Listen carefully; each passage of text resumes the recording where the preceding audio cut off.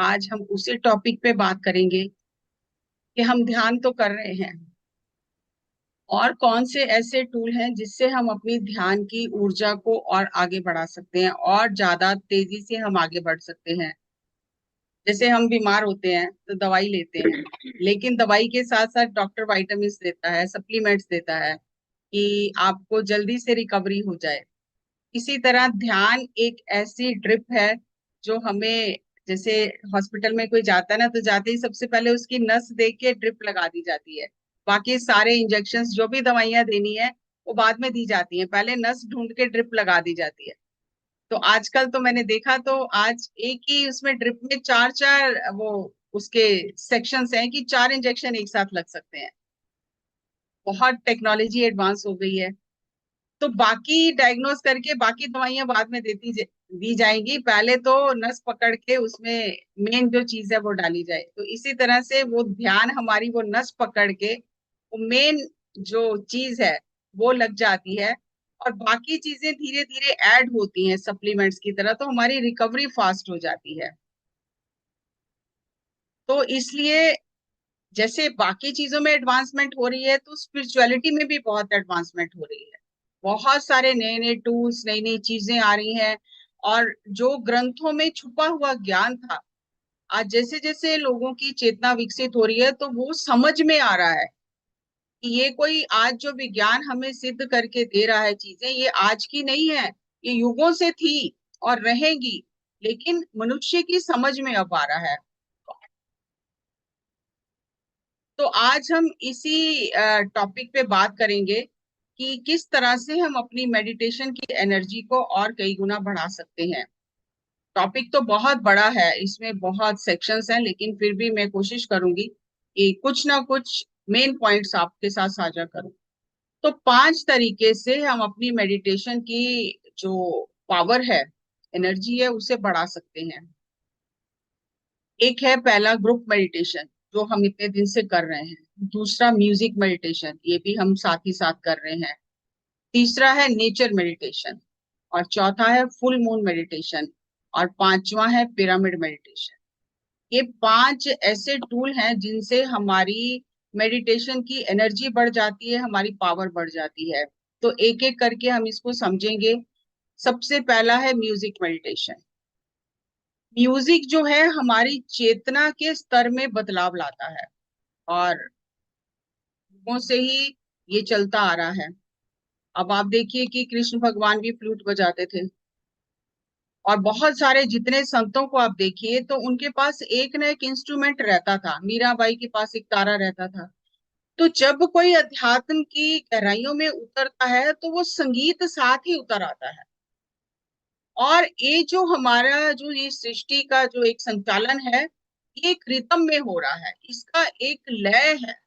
ऐसा नहीं कि कभी कहीं भी कुछ भी हो रहा है। हवा भी चल रही है तो एक लय में चल रही है, पानी चल रहा है एक लय में चल रहा है, सांस चल रही है वो भी एक लय में चल रही है।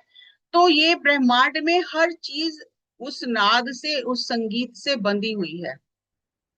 और जब कोई गहराइयों में जाता है तो उसे वो नाद सुनाई देता है जो किसी भी आहट से उत्पन्न नहीं हो रहा, जिसे अनहद नाद कहते हैं। तो जो भी हमारे यहाँ पर धरती पर हम देखते हैं, प्लांट्स हैं, एनिमल्स हैं, वो सब एक लय में चल रहे हैं। आप देखो जब हवा तेज चलती है और पत्तों की खड़खड़ाहट होती है तो वो भी एक लय में होती है। अभी जो पक्षी हैं वो भी एक लय में गाते हैं। अब जैसे आप देखते हो आम का जब सीजन आता है तो कोयल आवाज निकालना शुरू करती है, कू कू कू। तो ये जो प्लांट्स और जो बर्ड्स और एनिमल्स का जो एक कोऑर्डिनेशन है, तो जैसे जैसे ये पक्षी गाते हैं तो वैसे वैसे प्लांट्स जो है वो ग्रो करते हैं और उनमें मिठास भरी जाती है। तो ये जो संगीत है ये बहुत गहराइयों तक इफेक्ट करता है। और पहले जो रिसर्च हुई है, अभी भी हो रही है, कि सबसे हाईएस्ट फ्रीक्वेंसी होती है वेल्स और डॉल्फिन्स के, जो उनकी साउंड्स निकलती हैं, तो उससे हीलिंग बहुत फास्ट होती है। जो एडवांस में जो लोग कुछ वर्कशॉप्स करते हैं तो वहां पर वेल्स और डॉल्फिन्स का म्यूजिक प्ले किया जाता है। कि इससे हीलिंग फास्ट हो जाती है। अभी आप देखो कितनी बार सेशन में बर्ड्स की चिरपिंग की आवाज प्ले की जाती है, पानी की आवाज प्ले की जाती है, उससे एक सूदिंग सा इफेक्ट आता है और मन जल्दी शांत हो जाता है और हीलिंग फास्ट हो जाती है। हमारी चेतना के स्तर में बदलाव आ जाता है। और ये एक्सपेरिमेंट किया गया कि एक जो पौधा था उसके पास जो आजकल रॉक म्यूजिक चलता है वो बजाया गया, और एक पौधे के पास क्लासिकल म्यूजिक बजाया गया। और जो वैज्ञानिक थे उन्होंने ये खोज की कि जिस पौधे के पास रॉक म्यूजिक चलाया गया था उस पौधे की ग्रोथ सही नहीं थी, और जिस पौधे के पास क्लासिकल म्यूजिक चलाया गया था उस पौधे की ग्रोथ बहुत बढ़िया थी। तो अगर पेड़ पौधों पर इतना इफेक्ट है म्यूजिक का, तो इंसान की चेतना तो उससे ज्यादा विकसित है, उस पे कितना इफेक्ट होता होगा म्यूजिक का। और ये हम सबका एक्सपीरियंस है कि अगर कोई उदास होता है ना बहुत, तो वो पुराने गाने सुनने शुरू कर देता है। जो हर समय उदास रहते हैं, डिप्रेशन में रहते हैं, तो पुराने गाने बहुत सुनते हैं वो। अगर आप किसी शादी में जाते हो और वहां पर जो एक माहौल होता है खुशी का, और एक नृत्य करने का जो माहौल बनता है, डीजे चलता है, तो जिन लोगों को नृत्य नहीं भी आता उनके भी हाथ पांव थिरकने लगते हैं। संगीत हमारे अंदर की ऊर्जा को इस तरह से बदल देता है। और जो संगीत के 7 स्वर हैं उनका हमारे 7 चक्रों से संबंध है। तो जो ये राग बने हैं, ये राग समय के अनुसार, जिस समय उस राग का समय है जब वो राग गाया जाता है, तो हमारे अंदर के स्तर में, चेतना के स्तर में बहुत बदलाव कर देता है। और ये जो योगिक साइंस ये कहती है, जो संतों का, गुरुओं का ज्ञान ये कहता है कि राग जो है, राग रागनियां आके संतों के आगे हाथ जोड़ के, हाथ बांध के खड़ी हो जाती हैं कि लोग हमारा गलत तरह से इस्तेमाल कर रहे हैं, आप हमारा इस्तेमाल करो, और ताकि मनुष्य की चेतना का विकास हो। तो जितने भी संतों ने वाणी का उच्चारण किया है वो संगीत में वाणी है, रागों में है वाणी। तो ये राग भी तरसते हैं कि कोई हमारा चेतना के स्तर को बढ़ाने के लिए इस्तेमाल करे, जिसके लिए हम, हमारा उत्पत्ति हुई है। लेकिन जब उस म्यूजिक की फ्रीक्वेंसी को चेंज कर दिया जाता है, और ये जो म्यूजिक आज हम सुन रहे हैं, ये कुछ जो तत्व हैं जिनको कहना चाहिए कि जो सही नहीं है समाज के लिए, जैसे तत्व, उन लोगों ने मिलकर ये म्यूजिक की फ्रीक्वेंसी को चेंज किया और इस तरह का म्यूजिक बनाया है जिससे मनुष्य और नीचे नीचे नीचे जा रहा है। और आजकल आप देखो कि हर जगह पे आप जो म्यूजिक सुनते हो इतना फास्ट और इतना अंदर से जो हॉर्मोन्स को ऐसा रिलीज करता है जिससे व्यक्ति फ्रस्ट्रेटेड हो जाता है, एजिटेटेड हो जाता है। इसीलिए आजकल सहन शक्ति किसी में नहीं है, क्योंकि हर समय हम ऐसी चीजों से घिरे हुए हैं जो हमारे अंदर के जो हार्मोन रिलीज हो रहे हैं वो सही रिलीज नहीं हो रहे हैं। तो इसीलिए ना कोई शांत है, ना कोई सहन शक्ति है किसी में, बस एकदम से गुस्सा आ जाता है, क्रोधित हो जाते हैं। और अगर आप म्यूजिक भी सुनो खुद, तो आपको डिफरेंस फील होगा कि जो एक सॉफ्ट म्यूजिक सुनते हो और जो ये धूम धड़ाके वाला म्यूजिक सुनते हो, तो आपको पता चलेगा आपके अंदर कैसे ये म्यूजिक बदलाव करता है। अब पत्री जी फ्लूट बजाते थे, तो उनके फ्लूट से ही इतने गहरे ध्यान में सब चले जाते थे, क्योंकि वो एनर्जी जो है वो फ्लो होने लग जाती है उनके फ्लूट के माध्यम से। तो इसलिए म्यूजिक का बहुत ज्यादा इम्पोर्टेंस है जब हम ध्यान करते हैं। और जो लोग ध्यान में बिल्कुल नहीं बैठ पाते हैं, उनको म्यूजिक बहुत हेल्प करता है। यहाँ पर एक अपवाद भी है, जो लोग बहुत ज्यादा डिप्रेशन में होते हैं, जो बहुत ही परेशान होते हैं, विचलित मन जिनका ज्यादा होता है, वो संगीत के साथ ध्यान नहीं कर पाते, क्योंकि उनकी फ्रीक्वेंसी मैच ही नहीं करती। वो इतनी लो फ्रीक्वेंसी में है कि उन्हें संगीत के साथ भी ध्यान करना अच्छा नहीं लगता है। लेकिन जैसे जैसे ध्यान करते करते उनकी फ्रीक्वेंसी बढ़ती है, तो उन्हें संगीत अच्छा लगने लग जाता है। अगर किसी का संगीत के साथ ध्यान करने का नहीं हो रहा है, तो बिना संगीत के पहले ध्यान करिए, और जैसे जैसे चेतना का स्तर बढ़ेगा आपको संगीत अच्छा लगने लगेगा। क्योंकि ग्रंथों में ऐसा लिखा गया है कि आत्मा ने संगीत के साथ ही शरीर में प्रवेश किया है। जब उत्पत्ति हुई मनुष्य की और आत्मा को शरीर में प्रवेश करने के लिए कहा गया, तो आत्मा ने मना कर दिया कि मैं इसके अंदर नहीं जाऊंगी, इतना अंधकार और इतने इसके अंदर विकार हैं, मैं इसके अंदर नहीं रह सकती हूँ, मैं तो इतने प्रकाश स्वरूप में हूँ और यहाँ इतना अंधकार है, तो मैं इसमें नहीं रह सकती हूँ। तो उस समय ईश्वर ने आत्मा को बहुत सारी शक्तियां, सिद्धियां दी कि मेरी सारी शक्तियां तुम्हारे पास हैं, तब भी आत्मा ने कहा मैं नहीं जाऊंगी अंदर। तो फिर ईश्वर ने ये कहा कि इस जो बुत बनाया है, जो एक स्ट्रक्चर बनाया ह्यूमन का, इसके सिर के ऊपर संगीत बजाओ। तब वो देवी देवताओं ने जो संगीत बजाया, और संगीत में मग्न होकर आत्मा शरीर में प्रवेश कर गई। ईश्वर ने कहा कि तुम एक बार प्रवेश करो इस संगीत के साथ, अगर तुम्हें अच्छा नहीं लगेगा तो तब बाद में देखेंगे और क्या कर सकते हैं। तो आत्मा ने जब संगीत के साथ इस बॉडी में प्रवेश किया, तो परमात्मा ने संगीत बंद करा दिए और आत्मा उस ट्रैप में फंस गई। और अब आत्मा जब इस शरीर में आ गई है, और वो तब से उस संगीत को ढूंढ रही है जो उसने पहली बार सुना था। इसीलिए हम ये सारे प्रैक्टिसेस करते हैं, क्योंकि आत्मा की तड़प है उस संगीत को सुनने की जिसके साथ उसने इस शरीर में प्रवेश किया था। तो संगीत जो है, ये हमारी हीलिंग करता है। और आजकल बहुत नाद थेरेपी चल रही है ऑल्टरनेट मेडिसिन की तरह, कि आपके जो हमारे अंग हैं शरीर के, उनकी भी एक फ्रीक्वेंसी है। हर एक अंग की एक अपनी फ्रीक्वेंसी है, और जब किसी अंग की फ्रीक्वेंसी चेंज होती है, तब हम बीमार होते हैं। जैसे बीपी अगर बढ़ गया, तो इसका मतलब है कि हमारे ब्लड का जो सर्कुलेशन है उसकी फ्रीक्वेंसी चेंज हो गई है। इसी तरह जैसे जैसे अंदर की फ्रीक्वेंसी चेंज होती है, हम बीमार होते हैं। और अगर म्यूजिक की हेल्प से उस फ्रीक्वेंसी को ठीक कर दिया जाए, तो हम हील भी हो जाते हैं। दूसरा आता है ग्रुप मेडिटेशन, जो हम इतने दिन से कर रहे हैं, संगीत के साथ ध्यान कर रहे हैं, ग्रुप मेडिटेशन कर रहे हैं। जब हम ग्रुप में मेडिटेशन करते हैं, ये 3 गुना ज्यादा पावरफुल है। म्यूजिक मेडिटेशन 3 गुना ज्यादा पावरफुल है, और ये ग्रुप मेडिटेशन 3 गुना ज्यादा पावरफुल है। आप अकेले बैठ के ध्यान कर रहे हो, आपको ऊर्जा मिलती है, लेकिन जब आप ग्रुप में बैठ के ध्यान करते हो तो 3 गुना अधिक ऊर्जा मिलती है। जैसे मान लो कि ग्रुप में 100 लोग बैठे हैं, एक के पास 10 पैसे की ऊर्जा है, एक के पास 20 पैसे की है, कोई मास्टर बैठा है उसके पास 100 पैसे की ऊर्जा है। तो जितने भी ग्रुप में लोग बैठे होते हैं, उन सबको वो 100 पैसे जितनी ऊर्जा मिलती है। और जब इतने लोग बैठकर ध्यान करते हैं, तो चेतना का बहुत तीव्र गति से विकास होता है। और जो ग्रुप की एनर्जी है, जो एक कलेक्टिव एनर्जी सर्किट सर्किट बनता है, जैसे आप देख रहे हो पिक्चर में, तो वो रेडिएशन इतनी ज्यादा हो जाती है ग्रुप की, कि सारे ही जो ग्रुप के लोग हैं, वो तो इवॉल्व होते ही हैं, लेकिन उस एरिया का एनर्जी चेंज हो जाता है। और कॉस्मिक एनर्जी बहुत ज्यादा मात्रा में ग्रुप में आने लग जाती है। और हर एक को वो एनर्जी चैनल के जो लोग हिस्सा हैं सभी उस समय के, उस सभी को बराबर वो एनर्जी मिलती है।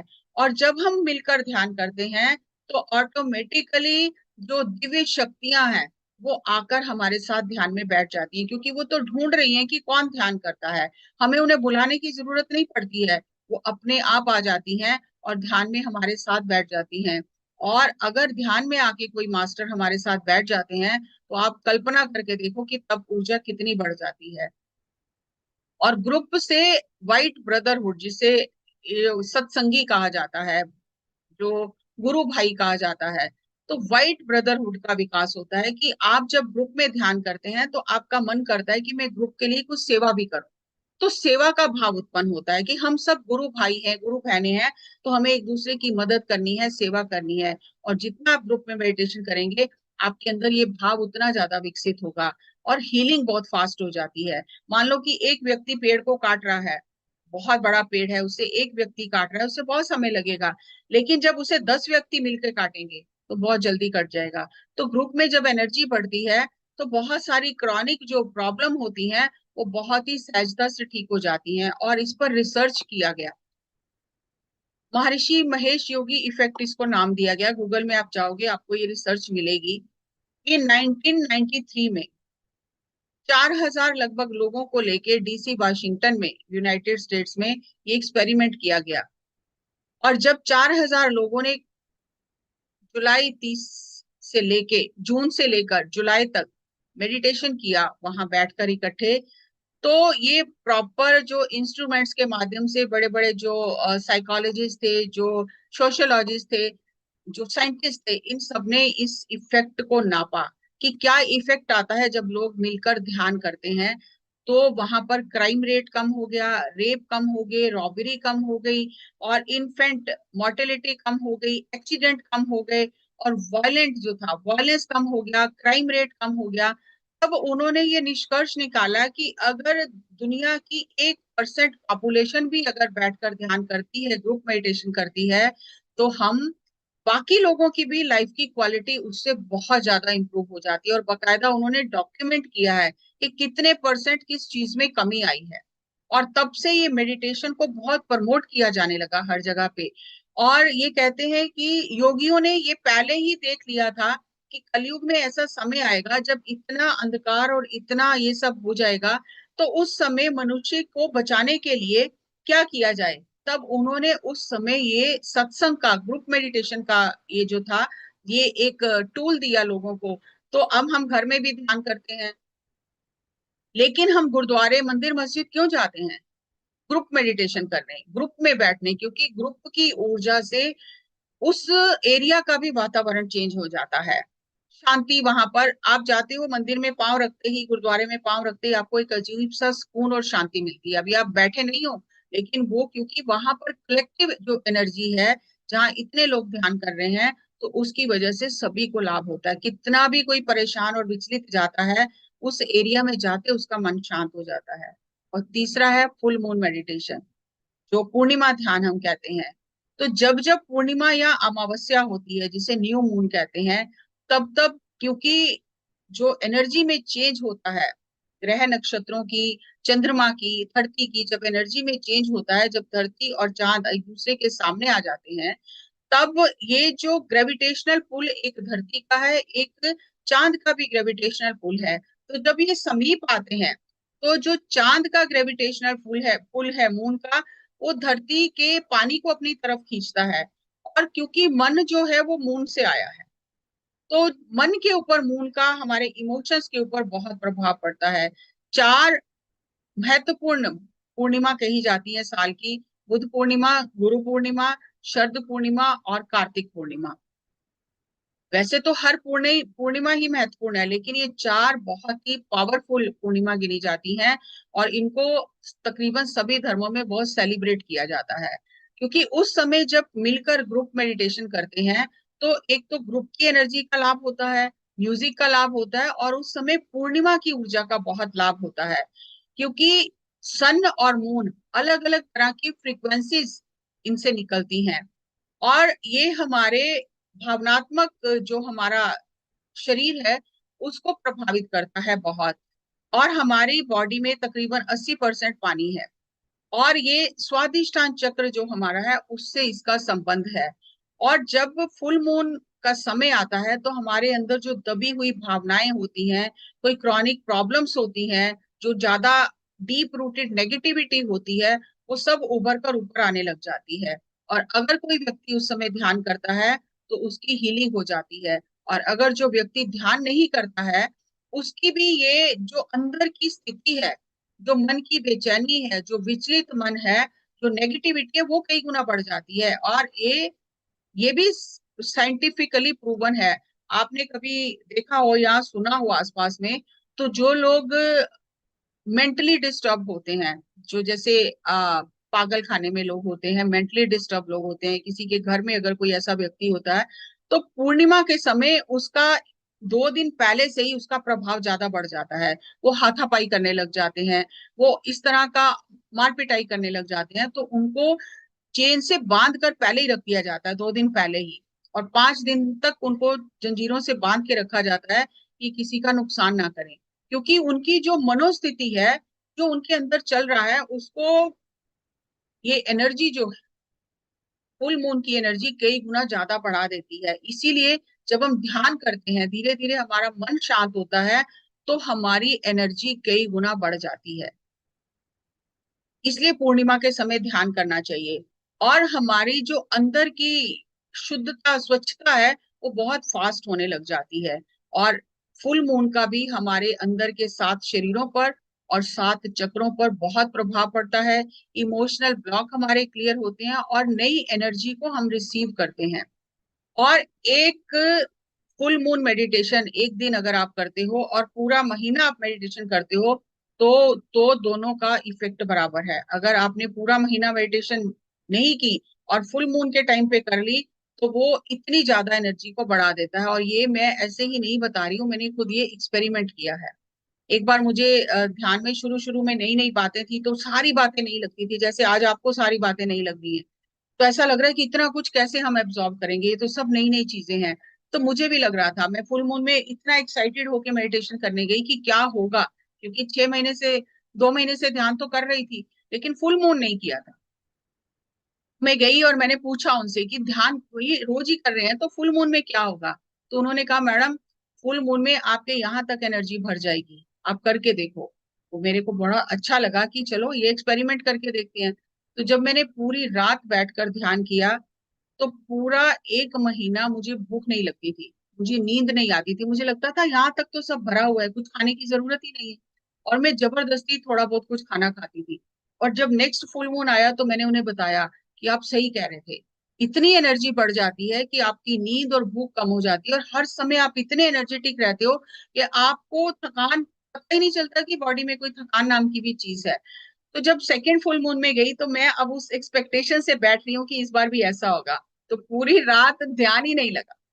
तो मैंने कहा आज तो ध्यान ही नहीं लगा मेरा। तो कह रहे मैडम, आज आप उस जो डेटा है, जो आपको एक्सपीरियंस हुआ, उस एक्सपीरियंस के साथ बैठे हो। एक्सपीरियंस को लेकर पकड़ कर नहीं बैठना कि पहली बार ऐसा हुआ तो अब भी ऐसा होगा। ऐसा नहीं होता, हर बार नया कुछ होता है। तो आप ये भी आपके लिए एक नया एक्सपीरियंस है कि आज आपका ध्यान नहीं लगा, क्योंकि पिछली बार आपका बहुत ध्यान लगा।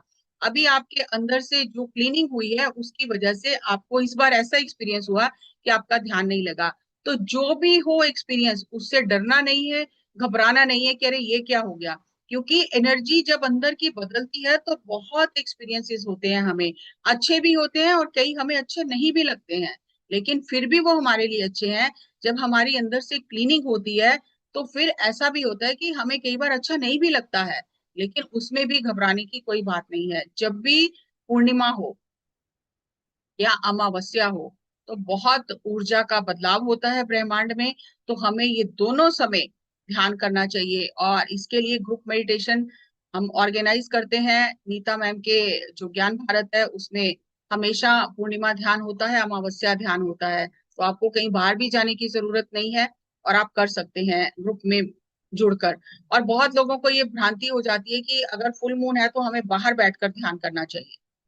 वो जरूरी नहीं है, आप कहीं भी रहें आपको एनर्जी मिलती है।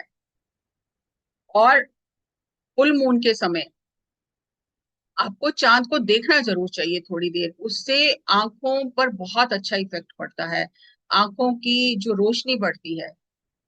तो हमें थोड़ी देर देखना चाहिए। और जब आप देखोगे फुल मून, कभी भी अब आगे से आप देखोगे, तो आपको खाली मून दिखाई नहीं देगा, आपको मून का ऑरा भी दिखाई देगा।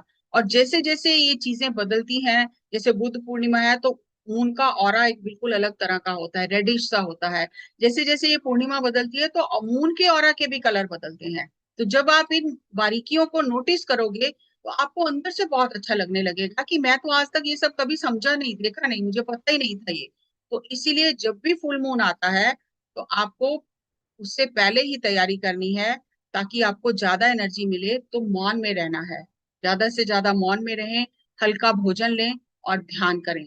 और ग्रुप मेडिटेशन जब करते हैं तो वैसे नॉर्मली अगर हमें लगता है कि हम सारी रात ध्यान नहीं कर सकते, हम 1 घंटे से ज्यादा नहीं बैठ सकते, लेकिन जब आप ग्रुप में बैठते हो तो आप 3-3 घंटे बैठ जाते हो। जब हम फिजिकली फुल मून मेडिटेशन करते थे तो रात को 10 बजे बैठते थे, सुबह 6 बजे उठते थे एक ही बार।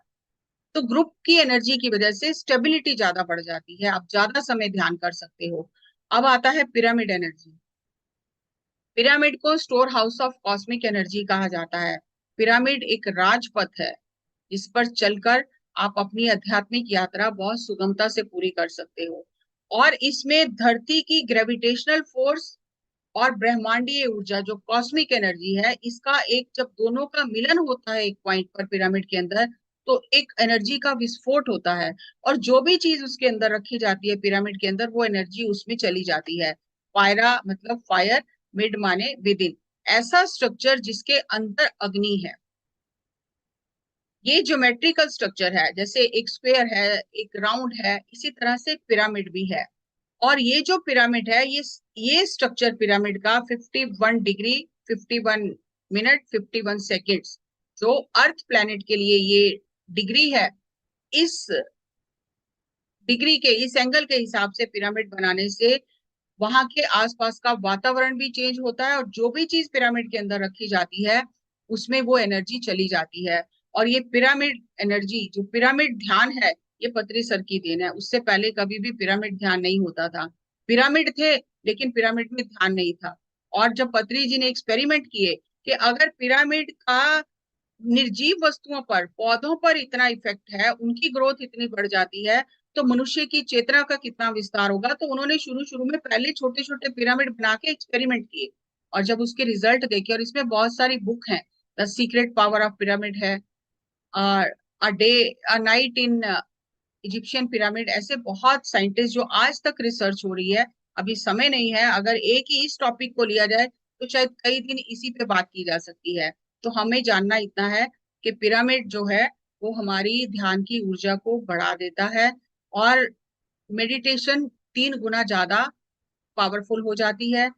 जल्दी हम विचार शून्य स्थिति में पहुंच जाते हैं, विचारों के बीच का अंतराल बढ़ जाता है, और हमें ऐसा एहसास जल्दी होने लगता है कि हम अलग हैं और शरीर अलग है।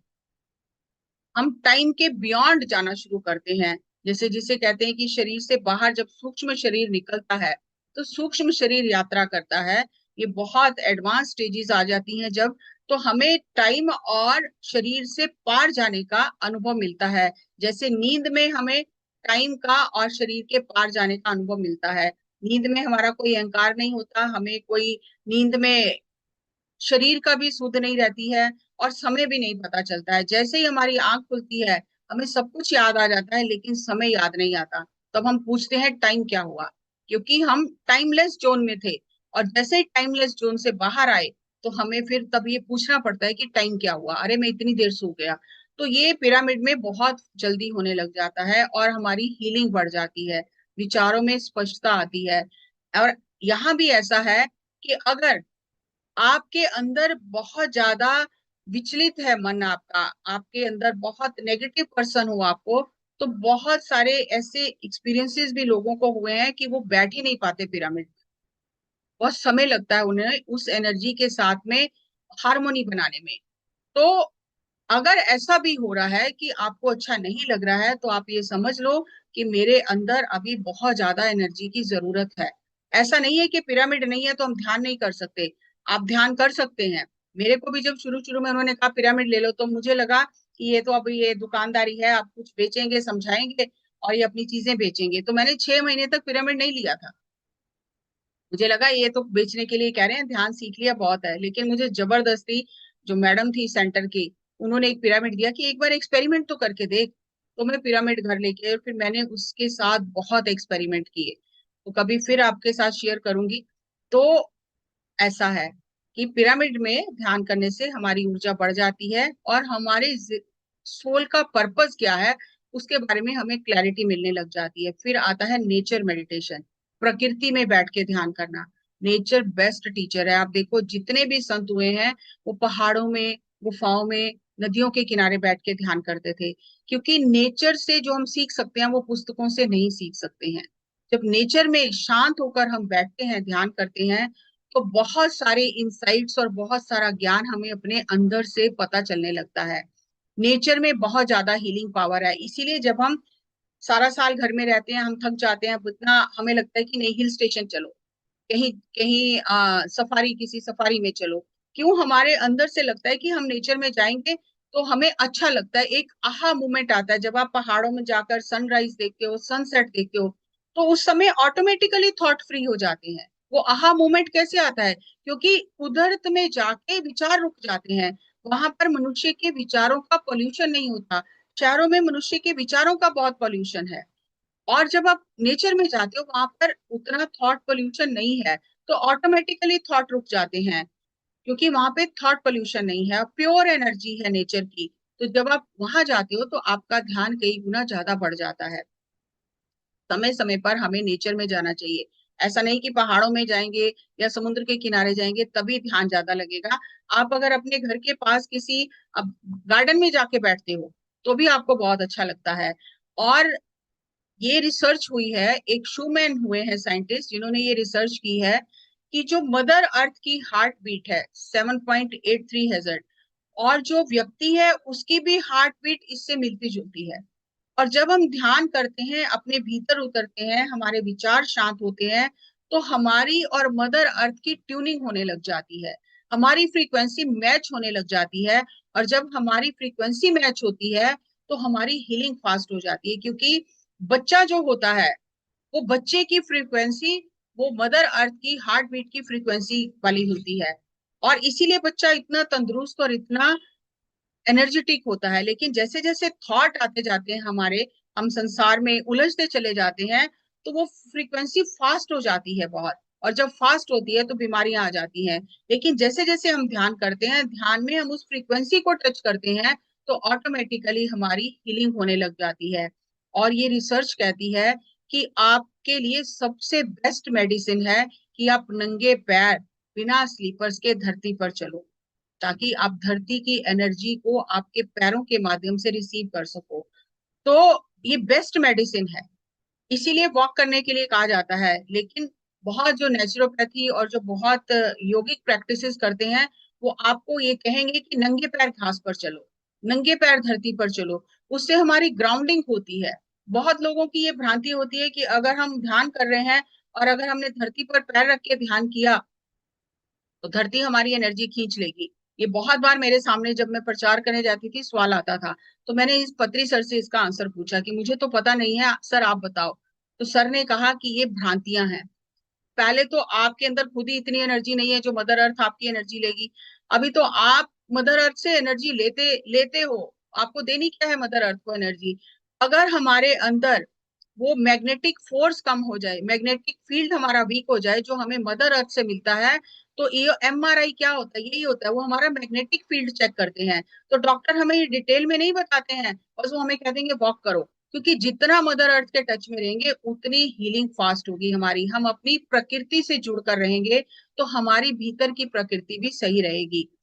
तो इसीलिए हमें ध्यान में जो हम बैठते हैं एनर्जी लेते हैं, तो हमें अपनी ग्राउंडिंग भी करनी चाहिए, हमें नंगे पैर धरती पर चलना चाहिए, प्लांट जो है उनको पानी देना चाहिए, उन्हें हक करना चाहिए, और मदर अर्थ के जो प्रकृति है उसके क्लोज रहना चाहिए, उसकी केयर करनी चाहिए।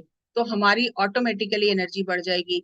अगर हम ध्यान कर रहे हैं और स्वाध्याय कर रहे हैं, सज्जन सांगत्य कर रहे हैं, और जब प्रकृति में जा रहे हैं तो वहां कचरा फैला के आ रहे हैं, तो ये कोई ध्यान नहीं है सही हमारा। अवेयरनेस अगर हमारी नहीं बढ़ी कि हम मदर अर्थ, हमारे घर को हम कैसे रखते हैं। अगर आप ड्राइंग रूम में डाइनिंग टेबल पे खाना खा रहे हो, तो आप जो भी फ्रूट्स खा रहे हो, जो भी आपका बचा है खाना, जो आप नहीं खा रहे हो कि प्लेट में बचा है, तो क्या वो डाइनिंग टेबल पे फैला देते हैं? नहीं फैलाते हम, उसको प्रॉपर डस्टबिन में या कहीं किसी को देना है तो देते हैं। लेकिन जब हम धरती पर विचरण करते हैं, कहीं बाहर घूमने जाते हैं, तो हम पूरा कचरा करके आते हैं। तो ये पत्री जी ने मुझे बताया कि जब आप मदर अर्थ की, जब आप नेचर की कदर नहीं करते हो, तो नेचर भी आपको सपोर्ट नहीं करती है। और जितना आप नेचर की कदर करते हो, उसकी हेल्प करते हो, उसको सुंदर बनाते हो, उतना आपको नेचर भी उससे कई गुना ज्यादा सपोर्ट करती है। तो ये जो मैंने बहुत ही शॉर्ट किया है इसको, कि ये मैं कवर कर सकूं मेन मेन पॉइंट, तो ये जो मैंने सर से सीखा और जो रिसर्च बताती है वो मैंने आपके साथ साझा किया। सो एक कल प्रश्न आया था कि मेडिटेशन के साइड इफेक्ट भी हैं क्या? बिल्कुल है साइड इफेक्ट। क्या सोच सकते हो आप, क्या साइड इफेक्ट हो सकते हैं? जैसे बाकी दवाइयों के साइड इफेक्ट होते हैं, हर चीज का अति करते हैं तो साइड इफेक्ट होता है, तो क्या मेडिटेशन ज्यादा करने से या मेडिटेशन का भी कोई साइड इफेक्ट है? सोचिए, मेडिटेशन का साइड इफेक्ट बहुत ज्यादा है। जब आप ध्यान करते हैं, ये भी मैंने सर से पूछा, मुझसे ये किसी ने प्रश्न किया था कि मैडम इतना ध्यान करने से तो बहुत साइड इफेक्ट हो जाएगा, कोई भी चीज ज्यादा करते हैं तो उसका साइड इफेक्ट होता है, ध्यान ज्यादा करेंगे तो उसका भी साइड इफेक्ट होगा। मैंने कहा ये तो मैंने कभी सोचा नहीं, मैं मेरे पास क्या है आंसर के लिए ऑथेंटिक। तो मैं सर से पूछती थी, तो सर ने कहा बहुत इफेक्ट होता है। तो मैं भी एकदम से चौंक गई कि अरे मेडिटेशन के भी इतने इफेक्ट होते हैं? सर ने कहा हाँ होते हैं, आपका फ्रेंड सर्कल बढ़ जाता है। अब हम ये इतने लोग जो ध्यान कर रहे हैं, ये क्या है, हम सब फ्रेंड्स बन गए हैं, तो फ्रेंड सर्कल बन जाता है। आप कहीं भी किसी भी स्टेट में जाओ, आपको वहां कोई ना कोई फ्रेंड जरूर मिलेगा, आपको होटल्स में रुकने की जरूरत नहीं है, आप अपने किसी फ्रेंड के घर रुक सकते हो। आपकी उनसे मिलकर, उनसे सज्जन सांगत्य करके आपकी एनर्जी बढ़ जाती है। ये सबसे बड़ा मेडिटेशन का साइड इफेक्ट है। जो पॉजिटिव है। तो पत्री सर कहते थे मैंने ध्यान किया, अब मैं दुनिया के किसी भी कोने में जाता हूँ तो लोग मेरी कितनी सेवा करते हैं, कोई मेरे पाँव दबा रहा है, कोई मेरे लिए कपड़े ला रहा है, कोई मेरे लिए खाना पका रहा है। ये सारे मेडिटेशन के साइड इफेक्ट हैं जो मैं आज एंजॉय कर रहा हूँ। तो ये सबको मिलते हैं, जो भी ध्यान करता है सबको मिलते हैं ये साइड इफेक्ट। और इससे आगे जब आप एडवांस स्टेज में जाते हो तो एक और साइड इफेक्ट है जिससे आपको बहुत सावधान रहना है। जब रिद्धियां सिद्धियां आने लगती हैं, जब आप में वाक शुद्धि आ जाती है, जब आप जो सोचते हो वो होने लग जाता है, तो आप समझ लो कि अब आपको बहुत ज्यादा अवेयरनेस की जरूरत है। आप पहाड़ की चोटी की तरफ बढ़ गए हो बहुत ज्यादा, आप चोटी के करीब पहुंच गए हो, और वहां से अगर फिसले तो फिर बहुत लंबी यात्रा हो जाएगी। तो जो भी हमें मेडिटेशन में ये गिफ्ट्स मिलते हैं, ये गिफ्ट है जो नेचर हमें देती है, तो हमें उन गिफ्ट्स को यूज नहीं करना है। जब हम यूज करते हैं तो उसका जो भी इफेक्ट होता है वो हमें भोगना पड़ता है।